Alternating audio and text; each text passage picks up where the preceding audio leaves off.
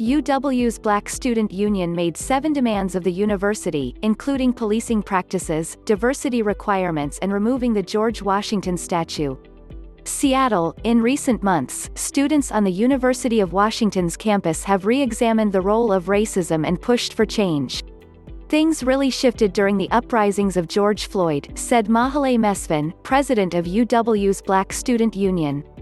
Mesfin says the BSU presented a list of 7 demands for the University of Washington administration to meet the needs of Black students. The list, in part, focused on policing practices, diversity requirements, expanding mental health resources, hiring more Black faculty and removing the George Washington statue. When asked why the statue was included on the list, Mesfin replied, "We included it on the list because we had this discussion about the statue, just removing it, for years." The university's statue celebrating America's first president, well known for his character and conviction, has been on campus since 1909. Students raise concerns now, as they have done in the past, because of George Washington's role as a slave owner. 2 separate petitions that the BSU was not involved in the creation of were started over the summer. One was about the statue and another suggested a name change for Washington State. At George Washington's home outside of Washington, D.C., historians weighed in on the debate.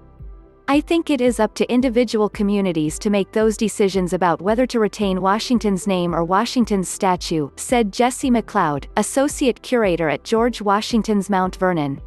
"We feel that Washington played an incredibly important role in the founding of this country, and his contributions made the United States what it is today." MacLeod added that it is critical to understand Washington's role as a slave owner, and how his views changed over time. At age 11, Washington inherited 10 slaves. Later in life, when he married wealthy widow Martha Custis, he gained dozens more slaves. By the time of his death, there were 317 slaves at the Mount Vernon estate. Today, at the historic home, stories about the enslaved men, women and children are being told. For a long time, people didn't really want to address it, because it made them uncomfortable, said MacLeod. They feared that it made the founders, people like George Washington, look bad. "I think now we have realized that this is part of our history. This is a really important topic to cover. History shows Washington was ambivalent about slavery but avoided the issue publicly. Behind closed doors, he went to great lengths to keep his slaves from being freed.